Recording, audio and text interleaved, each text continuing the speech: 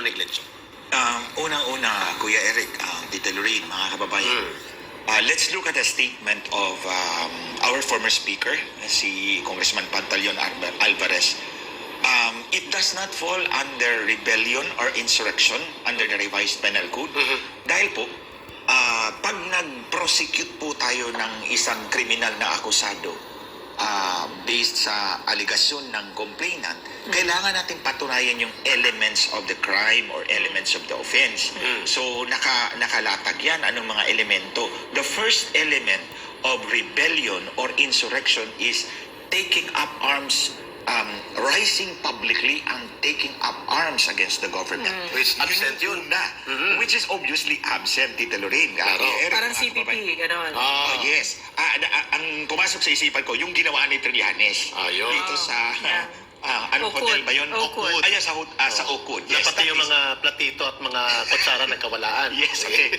That's rising publicly and taking up arms against the government kasi may dala siyang baril. Tama. Oh, may mga kasama siyang may dalang baril. That's the first element. Proven yung first element.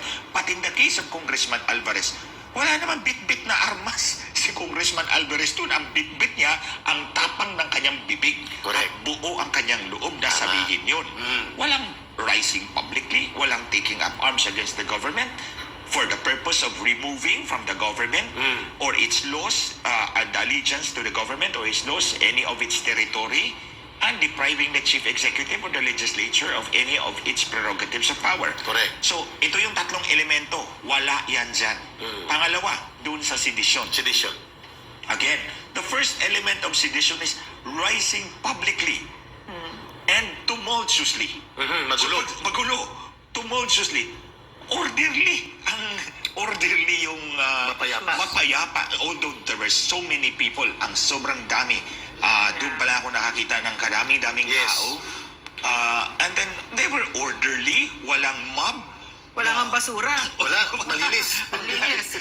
Wala ang basura malinis So wala. The first element is not there. So obviously, itong comments ng Department of Justice or ng PNP, these are knee-jerk reaction of a desperate or administration like Marcos. Question. Ma'am, ikaw I naman. have a question. Go ahead. So, Thank you, Attorney I think, tama ba, Eric? I think those, the move to investigate and file charges against the Congressman, the former Speaker, Pantaleon Alvarez, is being spearheaded by Congress itself. Yes. Am I correct? So, And this is now the second time that they put up a warning against him that he will be subjected to investigation at the Ethics Committee. yeah, and in fact, no, yung what happened, just a backgrounder sa ating mga kababayan, ang former Speaker Alvarez, because of courtesy, former Speaker siya sa House, malaki yung opisina niya. But because of, suddenly, he was being asked to vacate that office, and then he was given an office where yung isang desk lang ang kasya siya. And the same thing was done to Congressman Polong. So, I guess the more relevant question to you, being a former member of Congress, and my father was a member of Congress, so this Congress is something that I have not seen in a very long time. No, I mean, I don't idolize politicians, my God, no. But it's just so super beyond the pale, no. Na my question to you, therefore, is ano yung nangyari dito sa Kongreso? How and gaano kalakas yung epekto ng Speaker of the House, a Martin Romualdez-led Congress, so that what we're seeing now is a Congress that's so shameless towards the Filipino people that they will not make an accounting, that they would detain us illegally and arbitrarily. Mga sip-sip kay Martin Romualdez. So could you please respond? Go ahead po, former Congressman Attorney Glencho. Tita Lorraine, I must be proud of the Congress in which your father served. Yes. Back then, Very good. Yes. may dignidad yung House of Representatives. Yes. This time, it has degenerated into the House of Representatives. Yeah, thieves talaga. So what happened? Thieves. Yun Talaga, pag magnanakaw. Powerful talaga yung speaker. He can do anything to you even if you are legitimately elected as a representative of your people in your district. I find it very immature na tatanggalan mo yung isang congressman ng isang opisina at bibigyan mo ng maliit para isang Vengeful. desk lang. Yeah. It's abhorrent, it's horrible, it's immature. Pinapakita lang ni Speaker Romualdez. No, Congressman Romualdez lang siya. Sige. Sorry. Congressman The Congressman Romualdez. He is not worthy of any other office beyond what he is currently Can occupying. I just make singit ha? Sige, Kasi go you ahead. said kasi that the speaker is very powerful. Indeed, no? But I've seen that power used for the Filipino people. No, so what we have right now is actually a petty tyrant. No, so how did that happen? Because That's the right because you said kasi nung panahon ng tatay ko, dignidad, ganyan-ganyan. But now, I'm thinking because I know my father, if my father were in that Congress, he would take a stand. He will not allow it. So, sure, the speaker is powerful. But what happened to these individuals, these representatives, di ba? That they would not stand. Not everybody. There's a handful that's refusing to bow down before this petty tyrant. At nawala ang boses nitong mga nagsasabing representatives of the people Yeah. sapagkat tumiklop silang lahat, iilan lang ang tumitindig dyan like Alvarez, Pulong Duterte, Ungap.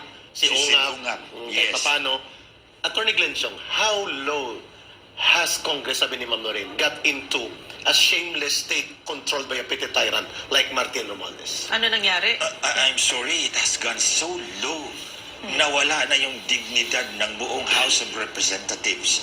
Thieves. Sabihin na lang natin, idiin natin. So that, I'll share you one thing. Sabi ko na sa inyo publicly na sa grupo namin na 6 na tekis at 2 mag-asawang Marcos, 2 lang kaming nagyuyuse. As a matter of fact, Tita Lorraine, Kuya Eric, nag-apologize ako kay President Duterte nung una kong sinabi to in Davao and he nodded and smiled. Sabi ko siya, sorry ha. In one of those smoking sessions, sinabi niya sa akin, my son told me, ito si Sandro Marcos. So, you're talking about Lisa Lisa. Araneta. Lisa They were not Yeah. yet in Malacanang. Wala pa, malayo pa. We were having dinner one time sa kanilang bahay sa Forbes Park and then tinapik niya ako, tara mag-yose tayo sa labas, sa garden. So doon nag-yose kami at sinabi niya, my son told me, this is Sandro Marcos, Ma'am, they are so corrupt and they don't even attempt to hide it. I mean, He was talking about Congress. about Martin Romualdez because Sandro Marcos at that time was working Yeah, doon in kay staff. Martin Romualdez. Staff niya. Siya yung naging tutor. Oo. Naging tutor. So that's why partner ni Lisa Marcos si Martin Romualdez ngayon sa kanilang Kabulastugan. kabulastugan. Their attempt to naked attempt to extend their power beyond what is what 6 years is. Again, can you repeat that line? Sandro Marcos was complaining and you overheard sa nanay niya na si Lisa Araneta during that time how corrupt ang nakikita niyang practice sa Congress. Tama? No, it was the nanay who told me. My So son, what was the context nung sinasabi ni sige, Lisa sige. Marcos? Nagre-reklamo siya or what? No, she just suddenly blurted it. Kaya nga sabi ko, this woman's really tactless. Sabi, my son told me, they are so corrupt and they don't even attempt to hide it. So, napakakurakot nila. Hindi man lang silang magtangkang magtago. Grabe. And given the context that Martin Romualdez was the tutor of Sandro Marcos, so saan niya nakikita yung Exactly. display of corruption with no attempt to hide? Hindi sa opisina ni Martin Ng Romualdez. kanyang tiyuhin. Yung kanyang tiyuhin. At sa Romualdez Street. Tama. So, Attorney Glenn, Garapalan. Yes. sa tingin mo, yung pagiging garapan at gahaman sa pera at kapangyarihan na nangingibabaw ngayon sa uri ng pamumuno nila Martin Romualdez that he thinks he can buy anybody, anyone, and everybody will be bought with a price using the funds of the government. Dahil nga asawa niya pati walang kahihiyan, ginawa pa niyang caretaker ng pundo, Committee on Accounts, si YEDA, parang conjugal control of funds in Nepotism. Congress na parang mini dictatorship regime inside Congress. How dangerous is that in the role of Congress? It's such a very dangerous precedent. Why? Kasi, saan ka pa naman makakita? Ikaw yung speaker, all political power are concentrated in your hands. Supposedly, yung Committee on Accounts is ito yung budget, ito yung namamahala ng pera ng pondo ng Kongreso. Kongreso. So, dapat you should give it to somebody else na wala man lang kakonek-connection sa'yo, hindi yung asawa mo. Because Walang delikadesa. yes, ang pinapakita mo sa buong mundo, sa buong madla is wala akong pakialam kung how you feel, whether it is highly immoral, Yes. unethical as a lawyer, because he's a lawyer, basta gagawin ko to because this is what we want to do. May I Correct. an anecdote about the former president. Go ahead, ma'am. So as soon as he sat in office, there were moves in Congress to make Congressman Pulong Duterte Speaker. the speaker. And President Duterte said clearly, if you make him speaker, I'm going to resign. Yes. So delikadesa, Yan yung di ba? delikadesa. Yeah. Correct. Ito wala na eh. How, Wala talaga. Ma'am Lorraine, no? how Yeah. important is delicadeza? Ako. No matter how very rare that value could be found among politicians nowadays. And of course, Attorney Glenn, you have delicadeza, that's why you're exposing these things in yourself. How important is delicadeza in the kind of leadership inside government, lalo na sa isang presidente na ngayon ay naaakusa na involved sa drug abuse, walang kadili-delikadesa, walang sensitivity, hindi niya tinatanggap na ito ay isang marapat na issue na dapat harapin. Ganun din ang pinapakita ng kanyang pinsan. Pare-pareho sila. Even the wife, dinidedma, ini-ignore, isang pagpapakitang walang pagpapahalaga sa sentimiento ng taong bayan. How must the people respond to that? And as a former congressman, how do you feel where our government is now heading under the Marcos government? Kuya Eric, Tita Lorraine, mga kababayan, when you become president, parang lahat ng atensyon nakafocus sa'yo. Lahat ng obligasyon, yung duties na sa'yo. Pasan mo ang mundo, literally. Because there's 115 million Filipinos out there na looking up to you. So, holding the office of the President of the Philippines, not to mention it's a lofty position, comes with it great responsibility. Correct. Ikaw ang dapat example sa lahat ng Pilipino. Why? Because when you show delicadeza, when you show obedience to the law, pag nagpapakita ka ng mga nitong qualities, you are actually telling the people, you are setting an example for people to follow. Correct. And when people follow their leader and the leader is good, aabot tayo sa puntong aasenso ang buhay ng bawat Pilipino. Tama. So, Pero, mahalaga yun. yes, that's how important it is. Pero kung nga nakikita ng ating mga public officials ay ang Pangulo ay bangag at ang Pangulo ay sabihin natin, ang Speaker ay they are so corrupt and they don't even attempt to hide it. So all the rest of those public servants down here, ang nasa isip is, bakit sila lang ba ang pwedeng magnakaw? Correct. Yun. Sila lang ba ang may karapatan na Tinumbok mo. mangulimbat o mang-extort? Ako rin, kasi may pamilya ako, may papakainin ako. So, it infects down everybody down all the levels of government. And eto, magkakawindang-windang ang buhay na bawat Pilipino. Thank you, Attorney Glenn. Ma'am Lorraine. Which is why we've been an audience to this disgusting practices na a Department of Tourism Undersecretary Sa pa yun. with Nick Mayabang pa that she was in an important meeting and she stepped out to help her friend with a Google Translate, and not only that, she would post Terrible. photos of her in business class. Let me tell you how important delicadeza is. Okay, this is a story that I love to tell because it shows you that we were so hopeful that we were rebuilding our government. Tama. Tanggalin yung lumang politika na ang kakapal na mga mukha ng mga magnanakaw. Because PRRD, every time we would eat before, sasabihin niya, magkakasama kami, ang ulam natin ngayon ay piniritong galunggong or whatever, piniritong tilapia. Yeah. Meron naman tayong almondigas, meron tayong prutas, meron tayong dessert, may kanin. Okay na yan kasi hindi natin pera yan, pera ng taong Exactly. bayan yan. So, nadikdik na yan sa utak namin. Let me tell you, ang sarap magsilbi sa bayan pag ganon. Pagkatapos kami, pag undersecretary ka, you're entitled, by law, you can ride business class. But I never did, not once. Kasi nahihiya ka, baka malaman ni Digong. Yeah. Ayoko, nahihiya ako. So mahihiya ka talaga kasi ang president mo, ang leader mo, ay simple, di ba? Pero ito kasi may go signal sila eh. Yes. May go signal sa lahat yan. Kaya masakit pa, yung nakikita natin ngayon, si Millionario, there's a 220-something Na naman, million 2 days ago lang, better. single They're winner. just so makapal about it. Di ba? Like they're saying to the Filipino people, ito, nagnanakaw pa rin ako. Can you do something about it? Yeah. O meron na namang how many millions, hundreds na highly improbable, impossible na nga, statistically impossible na winners ng PCSO. Pero ito, nagnanakaw ako. Bakit? Yes. Rest back po si Lisa Araneta Marcos, Correct. di ba? Kaya niya yon, right? And because of that, Ma'am Lorraine, sa observation mo, tatanungin natin si Atty. Glenn Chong. Atty. Glenn Chong, isa sa opening line mo doon Yeah. sa Tagum ay tumatak sa mga tao na hindi lamang problema ngayon ang pamumuno ng presidente sapagkat siya po ay kasama niya ang bagahe na tinatawag mong national problem, si Lisa Araneta Marcos. Because ang ibig mo bang sabihin doon, the president right now, Marcos Jr., is just a formal flower-based president and the real powers and governance are exercised by someone who is not elected, does not have the accountability and mandate of the people, and yet she governs the government under the cloud of authority of the husband that is under her control, including sa pinsan na si Martin Romualdez. Is that what you were about to tell the people na sinabi mong national problem itong si Lisa Araneta? Kuya Eric, Tita Lorraine, mga kababayan, uulitin ko yung sinabi ko. Kung si Lisa Marcos nasa harap ko dito, sinampal ko na kaliwat kanan. Kasi nga, bakit ko gusto ko siyang sampalin? Dahil walang hiya itong babaeng ito. Ito ang national problem ng Pilipinas ngayon. Ito ang nakikialam sa lahat ng appointments, sa lahat ng desisyon ng gobyerno. I'll take as an example itong aking personal na experience. Nasa affidavit ko po yan.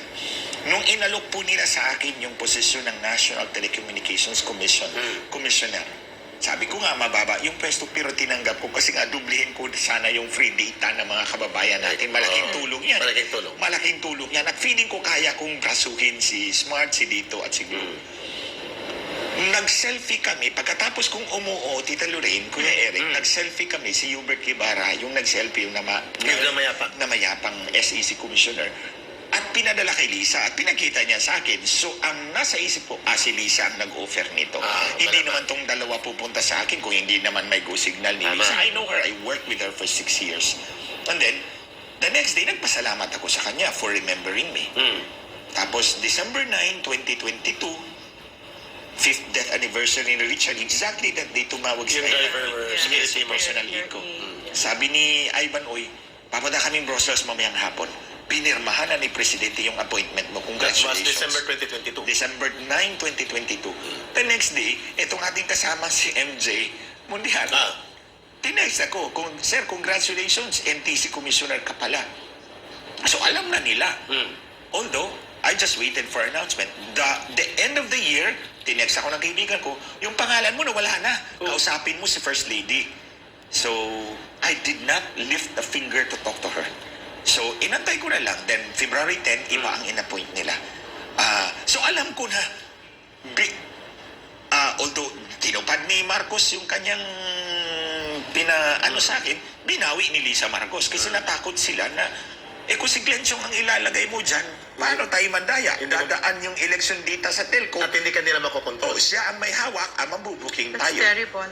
Yeah. So, doon mo inaugnay yun. Yes. Because they are up into something sinister. Yes. Which they did during the elections. Yun ang In tanong natin. 2022, yes. I honestly believe that. Ang paniniwala mo, yung pagpigil ni Lisa Araneta Marcos sa kanyang asawa na ma-appoint ka sa NTC because of the sensitivity of the position that you may endanger at mapipigilan mo ang pandarayang gagawin sa mga susunod na eleksyon.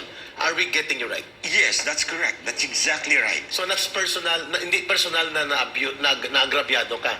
But you feel na ginamit niya itong kanyang kapangyarihan para ipagpapatuloy niya ang kanyang mga ginagawa na maniobra sa eleksyon na ginagawa niya dati. Yes, Kuya Eric, Tita Lorraine, ang gusto talaga niya is after matapos yung termino ni Marcos, si Junior, salpak niya muna si Tambaloslos for 6 years to hold the fort.